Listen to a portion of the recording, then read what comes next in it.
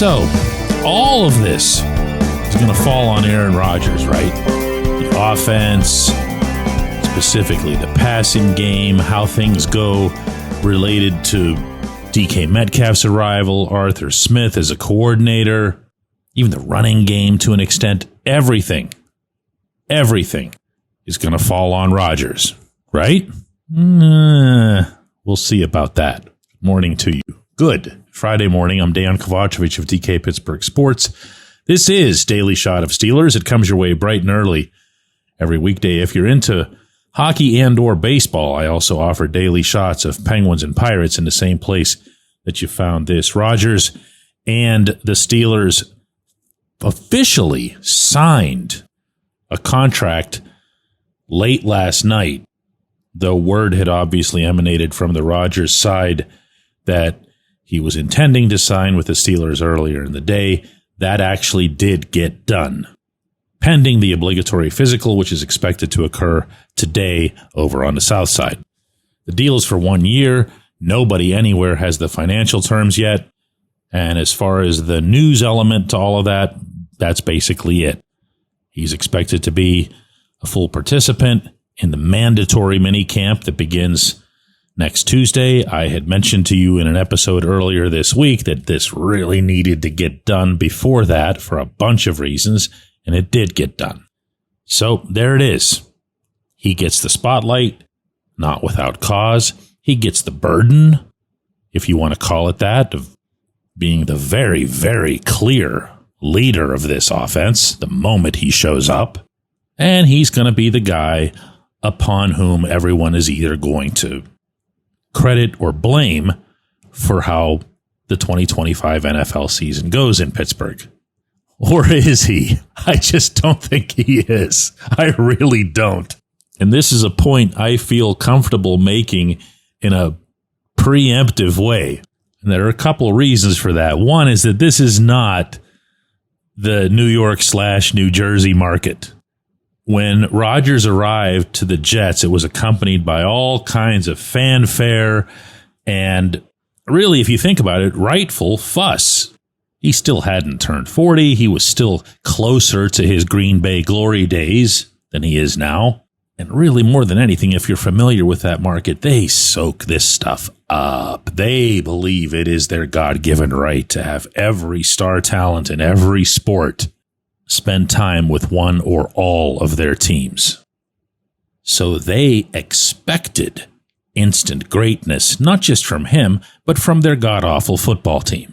Very obviously, neither of those things would occur. In Pittsburgh, look, if there's been a scientific poll about how people feel about Rodgers coming here, or just within the prism of Rodgers versus Mason Rudolph, I don't know that I've seen it. Most of the social media ones that I've noticed in passing have been pretty well split.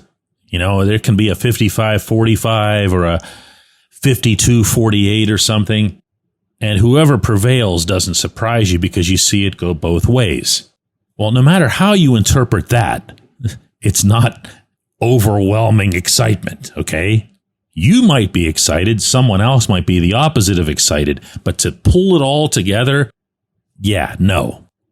So no, to complete that point, I don't see people blaming Rodgers if things were to go badly. He's just going to be a 41-year-old or 42-year-old come December quarterback who aged, as tends to happen with all of us. Which leads me to the second point. And that's the actual future point of blame if things don't go as the Steelers now would hope. And that's very obviously Mike Tomlin. Why? Well, I mean, I don't have to revisit his recent playoff history with anybody. I certainly wouldn't have to revisit the 5-game collapse he just oversaw after a 10-3 start. But maybe I do have to revisit, with some anyway, that he and Kevin Colbert signed Mitch Trubisky after Ben Roethlisberger was done. Then they drafted Kenny Pickett in the first round. Then they named Trubisky the starter entering the season. And then they replaced Trubisky with Pickett 1 month into the season. And then they entered the 2023 camp with Pickett as the presumed starter in a backup competition between Trubisky and Rudolph that Rudolph actually won, but it didn't matter. And Rudolph was declared number 3. And then Pickett had ankle surgery in December. So because Trubisky was the backup, Trubisky goes in. He was absolutely awful in back-to-back losses to the Patriots and Colts. And then when he had no other choice, Tomlin turned to Rudolph, who would go on to have the National Football League's number 1 passer rating and winning the regular season's final 3 games to reach the playoffs, to which Tomlin would say he had, quote, the hot hand, end quote. And then both Tomlin and Art Rooney said they wanted to bring Rudolph back, and then they never made a contract offer, and then Tomlin and Omar Khan sign a 35-year-old Russell Wilson instead, soon to be joined by Justin Fields via trade with the Bears. Then in camp, Wilson got hurt. Fields had to become the starter. Then Fields goes 4-2, and Tomlin says, I'm going to make him sit on the bench in favor of Wilson, even if that makes me, quote, the Lone Ranger, end quote, in making that decision, meaning nobody else was in agreement in that building. And then, after Wilson won that very first game, Tomlin boasts in the press conference, quote, that's why I'm well compensated, end quote. And then when Wilson pretty much falls apart in those final 5 games, all of them losses, Tomlin never changes quarterbacks, never goes back to Fields. And then, after the season, both Tomlin and Rooney tell everybody that they want to bring one of those guys back. Then they watch both of those guys walk away. And then Omar Khan has to reach out to Rudolph, and within 24 hours has him come back. And then Tomlin waits pretty much halfway into the summer for Rodgers to tell him he's going to come and sign. Of all the discussions and all the debates that we need to have about the quarterback position, it's not really about Rodgers. It's not about Rodgers versus Rudolph.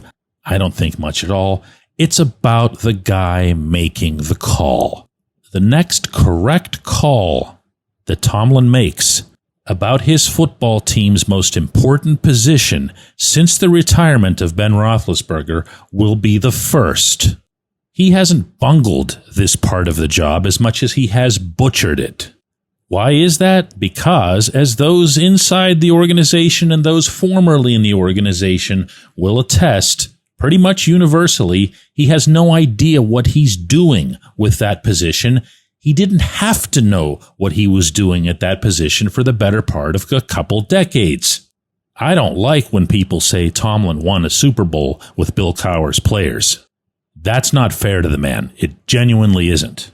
But I have no issue pointing out that he inherited Roethlisberger, a first ballot Hall of Fame level quarterback, and then never had to do anything else until about 5 years ago, and it hasn't gone well. We can disagree on a lot related to this general issue. We can't disagree on that. When we come back, J1Q.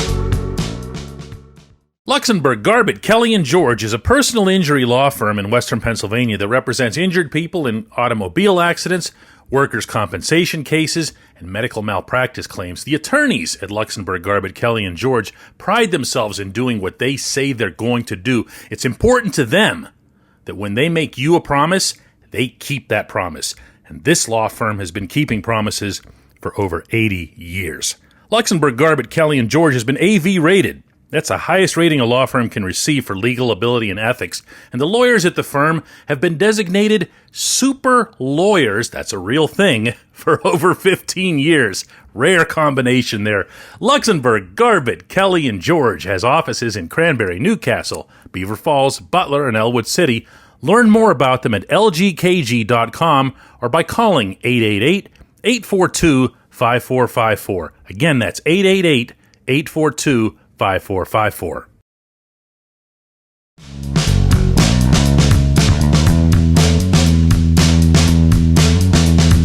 Today's J1Q comes from Rick, who says, DK, why do people keep saying that Aaron Rodgers is a Mike Tomlin thing, as though Tomlin's voice is the only one in this decision? I think over the years, DK, that you've made it crystal clear that such decisions can't be unilateral unless Art Rooney happens to be the uni in that unilateral.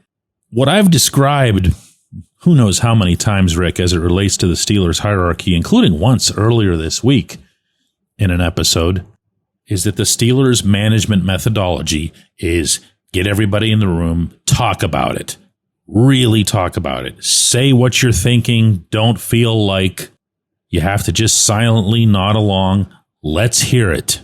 And from there, what they attempt to work toward is a consensus, after which they want to try to unite behind that call, whatever that happens to be.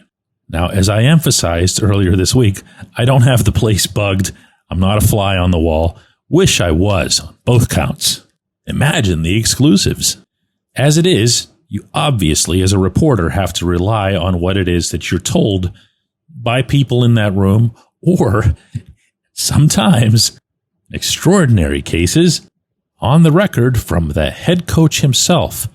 I will reiterate from the opening segment, Tomlin was the one who described himself as the Lone Ranger in choosing Russell Wilson over Justin Fields. Tomlin said that.